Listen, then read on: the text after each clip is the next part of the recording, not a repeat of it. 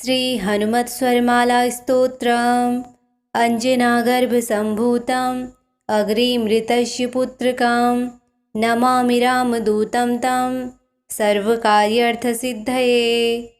आदित्यहृदयसंबालम् अरुणोदयसम्भवं नमामि रामदूतं तं सर्वकार्यार्थसिद्धये। इङ्गितगस्य रामस्य दूतकार्ये परायणं नमामि रामदूतं तं सर्वकार्यार्थसिद्धये।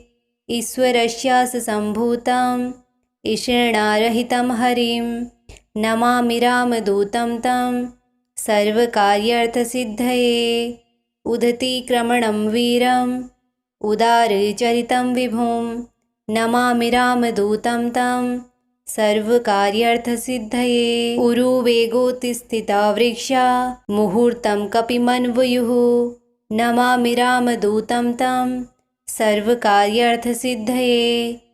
अञ्जनागर्भसम्भूतम् अग्रिमृतस्य पुत्रकं नमामि रामदूतं तं सर्वकार्यार्थसिद्धये।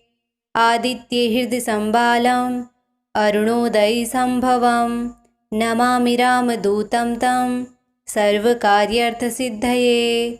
इङ्गितगस्य रामस्य दूतकार्ये परायणं नमामि रामदूतं तं सर्वकार्यार्थसिद्धये। ईश्वरस्यास्य सम्भूतम् ईशणारहितं हरिं नमामि रामदूतं तं सर्वकार्यार्थसिद्धये। उदतीक्रमणं वीरम् उदारचरितं विभुं नमामि रामदूतं तं सर्वकार्यार्थसिद्धये। उरुवेगोत्थिता वृक्षा मुहूर्तं कपिमन्वयुः नमामि रामदूतं तं सर्वकार्यार्थसिद्धये। अञ्जनागर्भसम्भूतम् अग्रिमृतस्य पुत्रकं नमामि रामदूतं तं सर्वकार्यार्थसिद्धये। आदित्यहृदयसंबालम् अरुणोदयसम्भवं नमामि रामदूतं तं सर्वकार्यार्थसिद्धये। इङ्गितगस्य रामस्य दूतकार्ये परायणं नमामि रामदूतं तं सर्वकार्यार्थसिद्धये। ईश्वरस्यास्य सम्भूतम् ईशणारहितं हरिं नमामि रामदूतं तं सर्वकार्यार्थसिद्धये। उदतीक्रमणं वीरम् उदारचरितं विभुं नमामि रामदूतं तं सर्वकार्यार्थसिद्धये। उरुवेगोत्थिता वृक्षा मुहूर्तं कपिमन्वयुः नमामि रामदूतं तं सर्वकार्यार्थसिद्धये। अञ्जनागर्भसम्भूतम् अग्रिमृतस्य पुत्रकं नमामि रामदूतं तं सर्वकार्यार्थसिद्धये। आदित्यहृदयसंबालम् अरुणोदयसम्भवं नमामि रामदूतं तं सर्वकार्यार्थसिद्धये।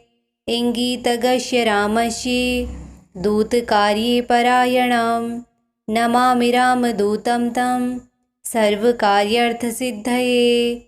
ईश्वरस्यास्य सम्भूतम् ईशणारहितं हरिं नमामि रामदूतं तं सर्वकार्यार्थसिद्धये। उदतीक्रमणं वीरम् उदारचरितं विभुं नमामि रामदूतं तं सर्वकार्यार्थसिद्धये। उरुवेगोत्थिता वृक्षा मुहूर्तं कपिमन्वयुः नमामि रामदूतं तं सर्वकार्यार्थसिद्धये। अञ्जनागर्भसम्भूतम् अग्रिमृतस्य पुत्रकं नमामि रामदूतं तं सर्वकार्यार्थसिद्धये। आदित्यहृदयसंबालम् अरुणोदयसम्भवं नमामि रामदूतं तं सर्वकार्यार्थसिद्धये। इङ्गितगस्य रामस्य दूतकार्ये परायणं नमामि रामदूतं तं सर्वकार्यार्थसिद्धये। ईश्वरस्यास्य सम्भूतम् ईशणारहितं हरिं नमामि रामदूतं तं सर्वकार्यार्थसिद्धये।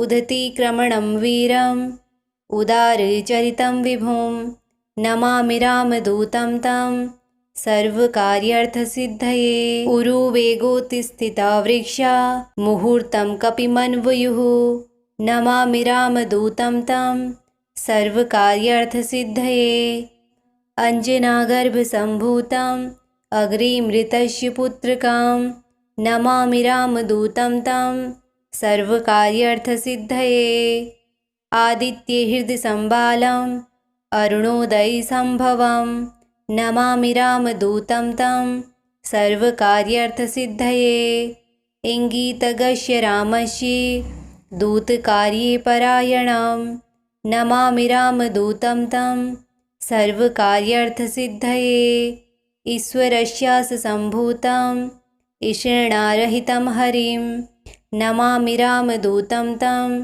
सर्वकार्यार्थसिद्धये उदतीक्रमणं वीरम् उदारचरितं विभुं नमामि रामदूतं तं सर्वकार्यार्थसिद्धये उरुवेगोत्थिता वृक्षा मुहूर्तं कपिमन्वयुः नमामि रामदूतं तं सर्वकार्यार्थसिद्धये अञ्जनागर्भसम्भूतम् अग्रिमृतस्य पुत्रकां नमामि रामदूतं तं सर्वकार्यार्थसिद्धये आदित्यहृदयसंबालम् अरुणोदयसम्भवं नमामि रामदूतं तं सर्वकार्यार्थसिद्धये इङ्गितगस्य रामस्य दूतकार्ये परायणं नमामि रामदूतं तं सर्वकार्यार्थसिद्धये ईश्वरस्यास्य सम्भूतं ईषणारहितं हरिं नमामि रामदूतं तं सर्वकार्यार्थसिद्धये उदतीक्रमणं वीरम् उदारचरितं विभुं नमामि रामदूतं तं सर्वकार्यार्थसिद्धये उरुवेगोत्थिता वृक्षा मुहूर्तं कपिमन्वयुः नमामि रामदूतं तं सर्वकार्यार्थसिद्धये अञ्जनागर्भसम्भूतम् अग्रिमृतस्य पुत्रकां नमामि रामदूतं तं सर्वकार्यार्थसिद्धये आदित्यहृदयसंबालम् अरुणोदयसम्भवं नमामि रामदूतं तं सर्वकार्यार्थसिद्धये इङ्गितगस्य रामस्य दूतकार्ये परायणं नमामि रामदूतं तं सर्वकार्यार्थसिद्धये ईश्वरस्यास्य सम्भूतं ईषणारहितं हरिं नमामि रामदूतं तं सर्वकार्यार्थसिद्धये उदतीक्रमणं वीरम् उदारचरितं विभुं नमामि रामदूतं तं सर्वकार्यार्थसिद्धये उरुवेगोत्थिता वृक्षा मुहूर्तं कपिमन्वयुः नमामि रामदूतं तं सर्वकार्यार्थसिद्धये अञ्जनागर्भसम्भूतम् अग्रिमृतस्य पुत्रकां नमामि रामदूतं तं सर्वकार्यार्थसिद्धये आदित्यहृदयसंबालम् अरुणोदयसम्भवं नमामि रामदूतं तं सर्वकार्यार्थसिद्धये इङ्गितगस्य रामस्य दूतकार्ये परायणं नमामि रामदूतं तं सर्वकार्यार्थसिद्धये ईश्वरस्यास्य सम्भूतं ईषणारहितं हरिं नमामि रामदूतं तं सर्वकार्यार्थसिद्धये उदतीक्रमणं वीरम् उदारचरितं विभुं नमामि रामदूतं तं सर्वकार्यार्थसिद्धये उरुवेगोत्थिता वृक्षा मुहूर्तं कपिमन्वयुः नमामि रामदूतं तं सर्वकार्यार्थसिद्धये अञ्जनागर्भसम्भूतम् अग्रिमृतस्य पुत्रकां नमामि रामदूतं तं सर्वकार्यार्थसिद्धये आदित्यहृदयसंबालम् अरुणोदयसम्भवं नमामि रामदूतं तं सर्वकार्यार्थसिद्धये इङ्गितगस्य रामस्य दूतकार्ये परायणं नमामि रामदूतं तं सर्वकार्यार्थसिद्धये ईश्वरस्यास्य सम्भूतं ईशणारहितं हरिं नमामि रामदूतं तं सर्वकार्यार्थसिद्धये उदतीक्रमणं वीरम् उदारचरितं विभुं नमामि रामदूतं तं सर्वकार्यार्थसिद्धये उरुवेगोत्थिता वृक्षा मुहूर्तं कपिमन्वयुः नमामि रामदूतं तं सर्वकार्यार्थसिद्धये अञ्जनागर्भसम्भूतम् अग्रिमृतस्य पुत्रकां नमामि रामदूतं तं सर्वकार्यार्थसिद्धये आदित्यहृदयसंबालम् अरुणोदयसम्भवं नमामि रामदूतं तं सर्वकार्यार्थसिद्धये इङ्गितगस्य रामस्य दूतकार्ये परायणं नमामि रामदूतं तं सर्वकार्यार्थसिद्धये ईश्वरस्यास्य सम्भूतं ईशणारहितं हरिं नमामि रामदूतं तं सर्वकार्यार्थसिद्धये उदतीक्रमणं वीरम् उदारचरितं विभुं नमामि रामदूतं तं सर्वकार्यार्थसिद्धये उरुवेगोत्थिता वृक्षा मुहूर्तं कपिमन्वयुः नमामि रामदूतं तं सर्वकार्यार्थसिद्धये अञ्जनागर्भसम्भूतम् अग्रिमृतस्य पुत्रकां नमामि रामदूतं तं सर्वकार्यार्थसिद्धये आदित्यहृदयसंबालम् अरुणोदयसम्भवं नमामि रामदूतं तं सर्वकार्यार्थसिद्धये इङ्गितगस्य रामस्य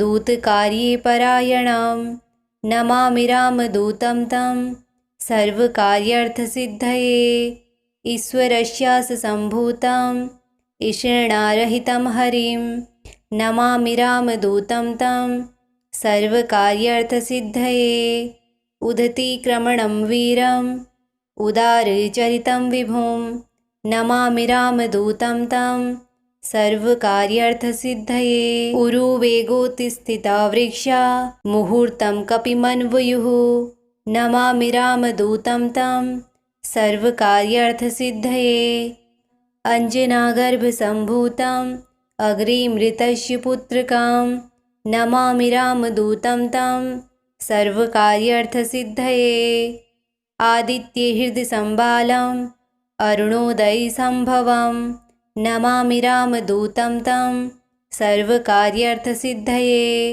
इङ्गितगस्य रामस्य दूतकार्ये परायणं नमामि रामदूतं तं सर्वकार्यार्थसिद्धये ईश्वरस्यास्य सम्भूतं ईशणारहितं हरिं नमामि रामदूतं तं सर्वकार्यार्थसिद्धये उदतीक्रमणं वीरम् उदारचरितं विभुं नमामि रामदूतं तं सर्वकार्यार्थसिद्धये उरुवेगोत्थिता वृक्षा मुहूर्तं कपिमन्वयुः नमामि रामदूतं तं सर्वकार्यार्थसिद्धये अञ्जनागर्भसम्भूतम् अग्रिमृतस्य पुत्रकां नमामि रामदूतं तं सर्वकार्यार्थसिद्धये आदित्यहृदयसंबालम् अरुणोदयसम्भवं नमामि रामदूतं तं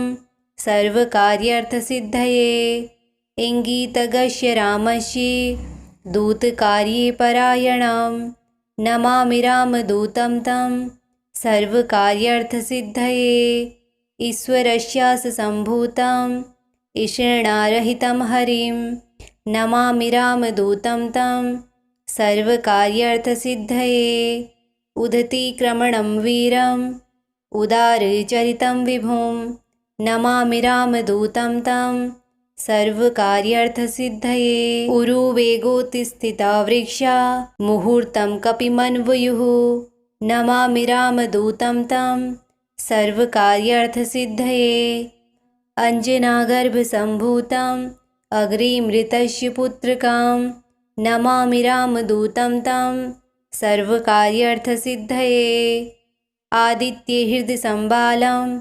अरुणोदयसंभवं नमामि रामदूतं तं सर्वकार्यार्थसिद्धये इङ्गितगस्य रामस्य दूतकार्ये परायणं नमामि रामदूतं तं सर्वकार्यार्थसिद्धये ईश्वरस्यास्य सम्भूतं ईषणारहितं हरिं नमामि रामदूतं तं सर्वकार्यार्थसिद्धये उदतीक्रमणं वीरम् उदारचरितं विभुं नमामि रामदूतं तं सर्वकार्यार्थसिद्धये उरुवेगोत्थिता वृक्षा मुहूर्तं कपिमन्वयुः नमामि रामदूतं तं सर्वकार्यार्थसिद्धये श्रीहनुमत्स्वरमालास्तोत्रं सम्पूर्णम्।